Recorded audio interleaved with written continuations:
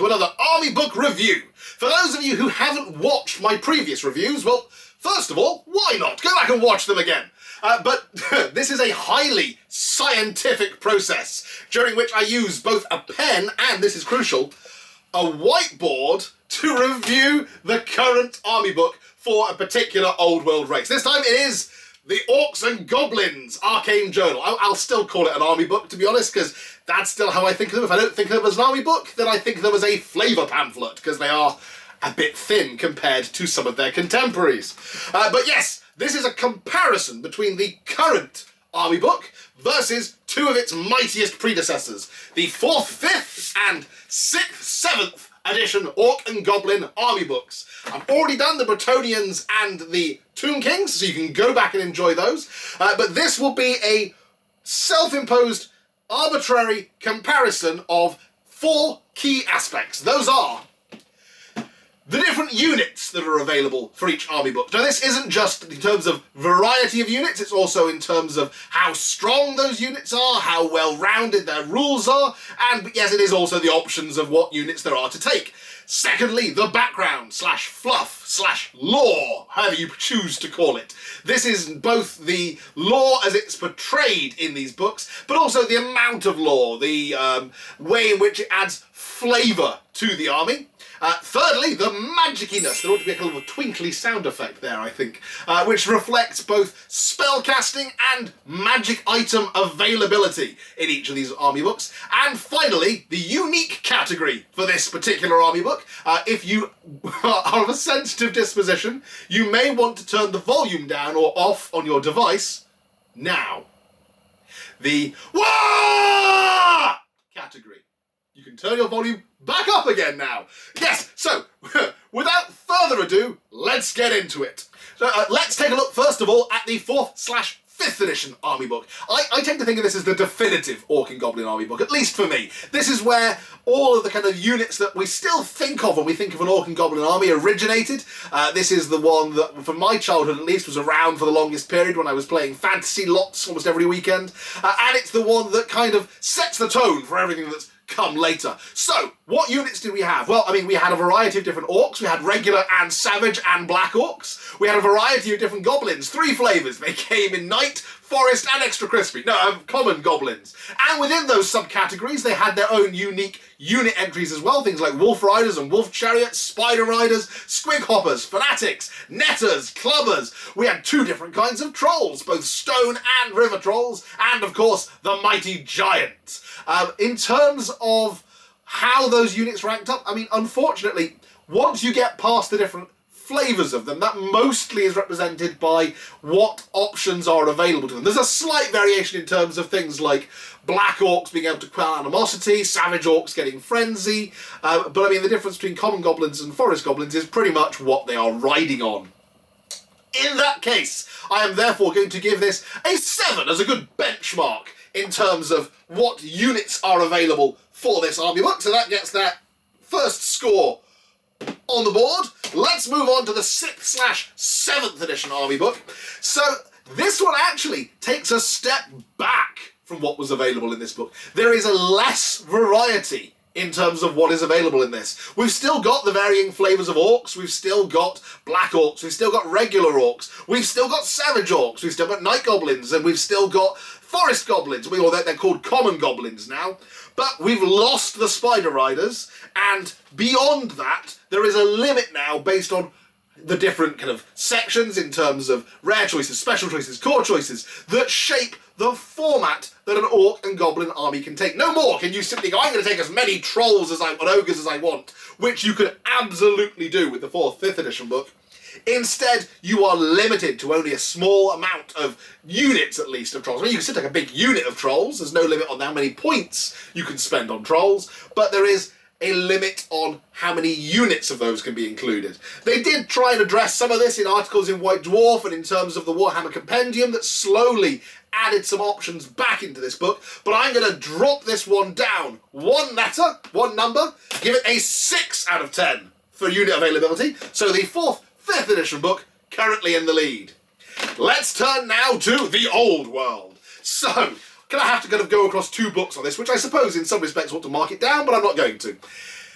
let me say now, I think this has the widest range of units of any Orc and Goblin list we have ever seen. I mean, in terms of, it's got everything that you had in this book, absolutely everything that you had in the 4th and 5th edition book, with a more unfettered degree of access. I mean, if you really want, you can now do an army composed entirely of trolls, funnily enough.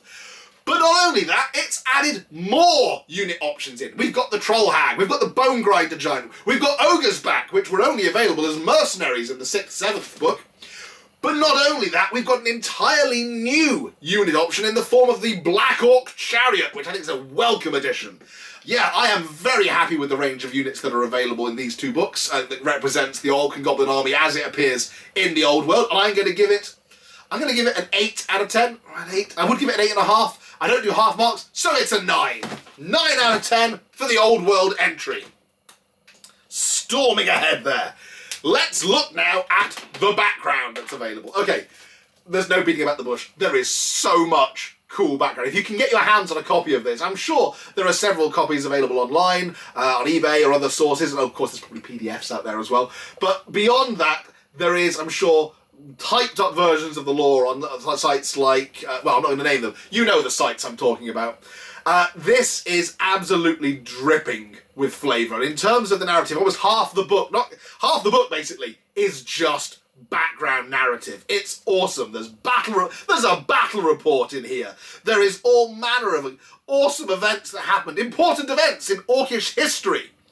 There are all kinds of different special characters. I mean, just a quick count on this. Azag the Slaughterer, Grulfang Rotgut, Grom the Paunch, one of my all-time favourites, Gorbad Ironclaw, Morgum Necksnapper, Ogluk the Horrible, Skarsnik, the Warlord of Karak 8 Peaks. There are 7 special characters in this book, each of them adding their own unique bit of Orky background and flavour to the army. If this book has the unit options, this book has the lore. It's coming storming in there with a 9. Let's move on to the 6th edition book. Okay, so there is some lore in this, but it's kind of buried in amongst the bestiary section. The bestiary section makes up a fairly big chunk of this book. And then there's just kind of a tiny, maybe 6 or 7 pages at the back. It does have 2 special characters, and they're unique special characters that weren't featured in this book. And the Citadel Journal did do us a great big favour and give us a whole bunch of 6th and 7th edition rules for the characters that featured in this book, like Rob the Paunch, so you can still use your existing models. But again, it's just a little bit lackluster in terms of what it presents. If you wanted to pick up a book and learn all about the Orcs, you'd learn about what the different units are, but you wouldn't learn about their history and their impact on the Warhammer world. So again, I'm going to have to go in with a fairly disappointing 6. 6 for the 6th edition. 666, the number of the feast, in there for background. So this book, not so much with the lore, couple of pages.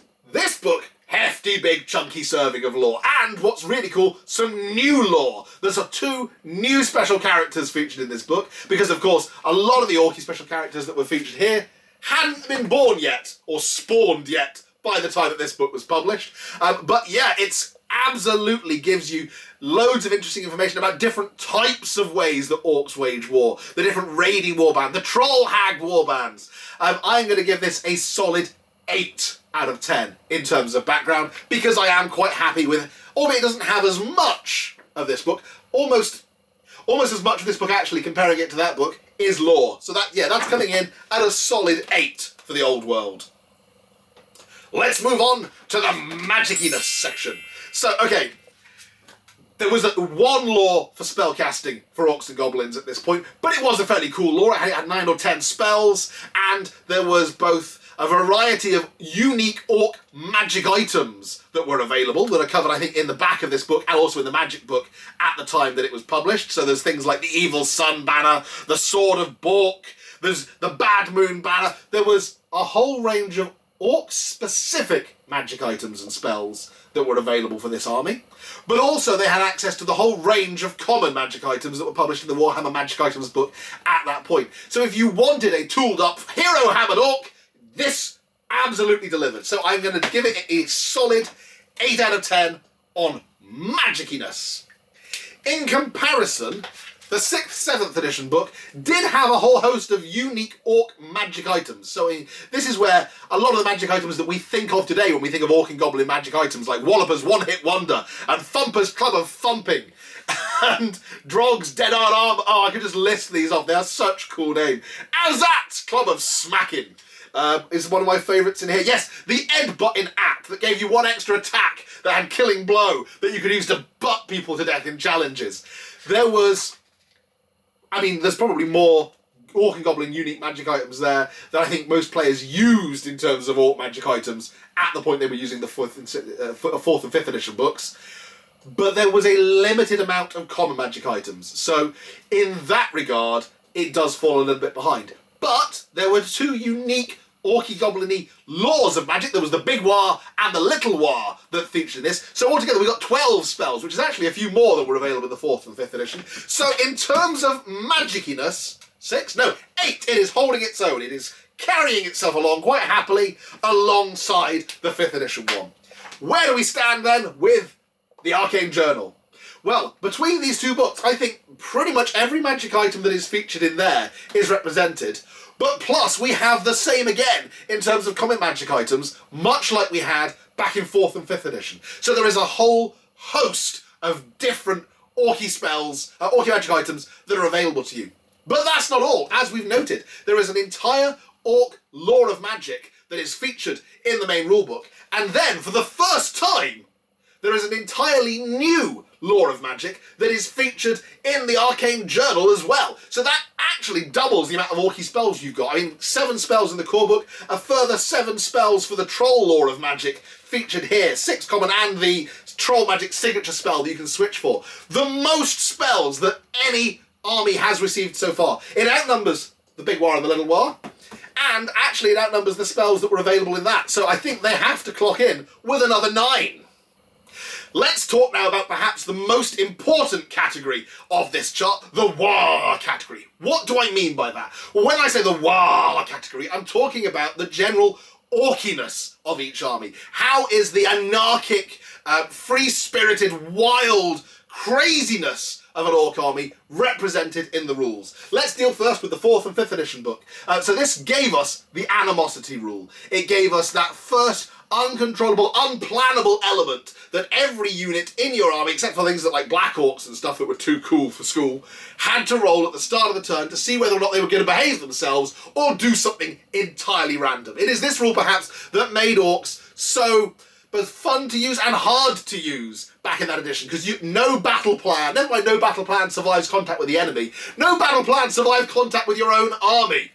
Beyond that as well, they had one of my favourite sets of rules, which was the Ed Bangers rule. I say it's favourite because I didn't have to face it I didn't have to play it that often, I faced it more often, watching my opponent's Orc Shamans or Goblin Shamans' heads spontaneously explode if they got too close to too many excited boys. Beyond that, we had the introduction of kind of the more specifically orky units, things like the Doom Diver Catapult Boar Boys, the talismanic tattoos on the Savage Orc units, the Frenzied rule.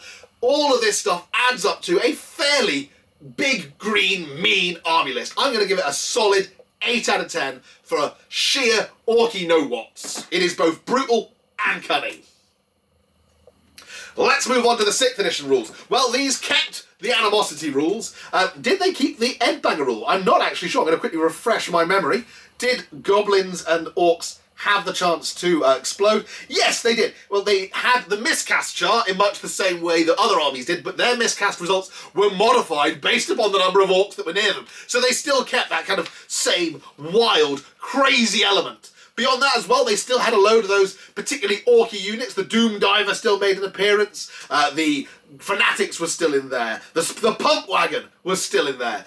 The only thing that I would say is the regulated way in which 6th edition was put together, and 7th edition for that matter, which makes it an excellent war game, cut down perhaps just a tad on the orkiness of your army. No more could you just take an army composed entirely of boar boys. That just wasn't on the table anymore.